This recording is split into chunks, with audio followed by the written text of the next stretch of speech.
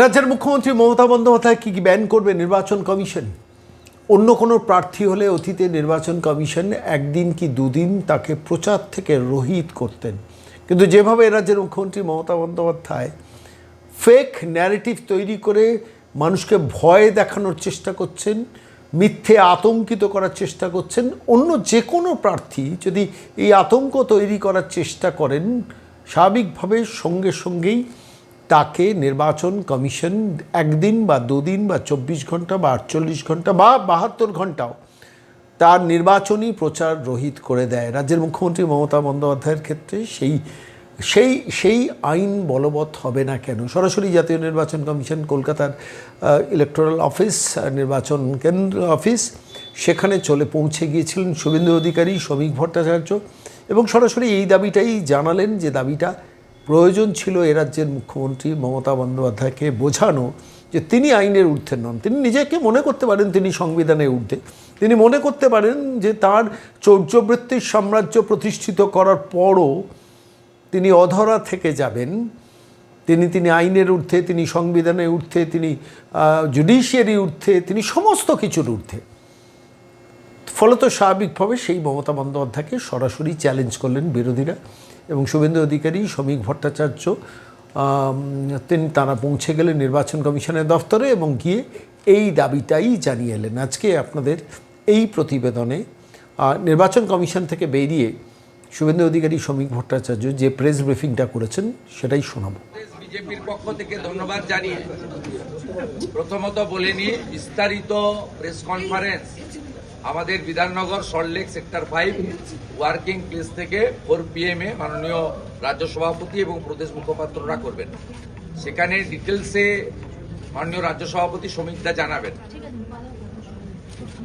আমি এখানে মূল বিষয়গুলো শ্রমিকদা আমাকে দায়িত্ব দিয়েছেন, আমি বলবো। আমি প্রথমে সভাপতিকে বলবো, তিনি একটু বলে তারপর আমি না যা বলার শুভেন্দু অধিকারী বলবেন, কারণ খুব তাড়াতাড়ি আছে, ও ক্যাম্পেইন থেকে উঠে এসেছে, এখনই ভবানীপুর যাবে। আমরা এখানে দেখুন, আমরা আজকে এখানে এসেছিলাম মূলত একটি গুরুতর অভিযোগ নিয়ে, যা মাননীয় কিরণ রিজিজুজির নেতৃত্বে, পীযূষ গোয়েলজির নেতৃত্বে, ডক্টর সুকান্ত মজুমদারজির নেতৃত্বে, ওম পাঠকজির নেতৃত্বে যে সেন্ট্রাল বিজেপি ডেলিগেশন গতকাল মুখ্য নির্বাচন আধিকারিকের দপ্তরে গেছিলেন, সেইটাই আমাদের মূল পার্ট ছিল আজকের এই ডেলিগেশনে বা আমাদের মেমোরেন্ডাম দেওয়াতে। লিড করেছেন স্টেট প্রেসিডেন্ট অনারেবল রাজ্যসভার MP শ্রমিক ভট্টাচার্য। আমাদের রেসপেক্টেড MP এবং ইলেকশন কমিশন পার্টির মধ্যে সমন্বয় করার জন্য ভারতীয় জনতা পার্টি যাকে দায়িত্ব দিয়েছেন মিস্টার মহেশ শর্মা, তিনি আমাদের মধ্যে আছেন মিস্টার শিশির বাজোরিয়া, এবং আমাদের জেনারেল সেক্রেটারি ইনচার্জ এই সাবজেক্ট রিলেটেড মাননীয়া শশী অগ্নিহোত্রী। আমাদের মূল প্রথম বক্তব্য ছিল মমতা ব্যানার্জির বিরুদ্ধে ইলেকশন কমিশনের যে MCCর যে নর্মস আছে সেই অনুযায়ী ব্যবস্থা না হোক। আমরা দুটো বক্তব্যের ক্লিপ এবং তার ভাষণের পেন ড্রাইভ জমা দিয়েছি। একটা ভাষণে তিনি বলছেন কেন্দ্রীয় আধা সামরিক বাহিনী বা ভোটের কাজে নিযুক্ত নিরাপত্তা বাহিনীদের বিরুদ্ধে তিনি বিশেষ করে নারী শক্তি মহিলাদেরকে লেলিয়ে দেওয়ার কথা বলছেন মা বোনেরা আপনারাই হাতাখুন্তি নিয়ে বেরিয়েছে, এদেরকে প্রতিরোধ করুন। তো সরাসরি হিংসাতে এবং নির্বাচনের কাজে নিযুক্ত হাজার হাজার নিরাপত্তা রক্ষীকে আক্রমণ করার মধ্য দিয়ে সমগ্র নির্বাচন ব্যবস্থার উপরে উনি আক্রমণ করেছেন। দ্বিতীয়ত বলছেন ভারতীয় জনতা পার্টির কর্মীরা আপনারা জেনে রাখুন 4 তারিখের পরে পোস্টার দিয়ে বলতে হবে যে আমি বিজেপি করি না। 2021 সালে পোস্ট পোল ভায়োলেন্সের নেতৃত্ব দেওয়া মমতা বন্দ্যোপাধ্যায় তিনি আবার নতুন করে বিশ্বের সর্ববৃহৎ রাজনৈতিক দল যারা দেশ চালাচ্ছে, 21টা রাজ্য চালাচ্ছে, এই রাজ্যের প্রধান এবং একমাত্র বিরোধী দল, 2,33,00,000 মানুষের সমর্থন পাওয়া দল, তার কর্মী সমর্থকদেরকে সরাসরি খুনের হুমকি দিচ্ছেন এই বক্তব্যের মধ্য দিয়ে। এবং মুখ্যমন্ত্রী তিনি এখনো কেয়ারটেকার হলেও মুখ্যমন্ত্রী আছেন, নির্বাচন বিধি চললেও তিনি নির্বাচিত মুখ্যমন্ত্রী আছেন, তার হাতে পুলিশ দপ্তর আছে। তাই কেন ব্যবস্থা নেওয়া হবে না? আমরা বিগত দিনে দেখেছি রাহুল সিনহা থেকে অভিজিৎ গাঙ্গুলি সকলের বক্তব্যের মিসকোট করে তৃণমূল অভিযোগ করলে আপনারা কাউকে 3 দিন, কাউকে 2 দিন, কাউকে 1 দিন নির্বাচন প্রচারে ব্যান করে দেন। মমতা ব্যানার্জিকে কেন আপনারা ব্যান করবেন না, ব্যবস্থা নেবেন না? তিনি কি আইনের ঊর্ধ্বে? এই প্রশ্ন এবং এই অভিযোগ নিয়ে আমরা মুখ্য নির্বাচন আধিকারিক মনোজ আগরওয়ালের কাছে প্রশ্ন রেখেছি, দাবিপত্র দিয়েছি। দ্বিতীয়ত, আমরা কয়েকটা বিন্দু বলেছি যে আপনি চিফ সেক্রেটারি, ডিজিপি, আপনারা কিছু অর্ডার নামাচ্ছেন, সেই অর্ডার নিচে কার্যকর হচ্ছে না।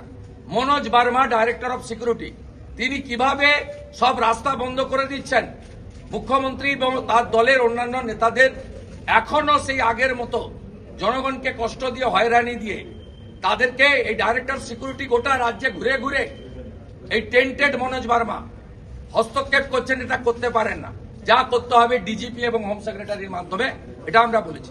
ট্রান্সফার হওয়া সত্ত্বেও জঙ্গিপুরের এসপি মেহেদি হাসান, পশ্চিম মেদিনীপুরের এসপি পলাশ ঢালি কি করে এসপি বাংলো আটকে রেখে সেখানে ইলেকশন কমিশন পাঠানো এসপির কাজে হস্তক্ষেপ করছে, এ প্রশ্ন তুলেছি।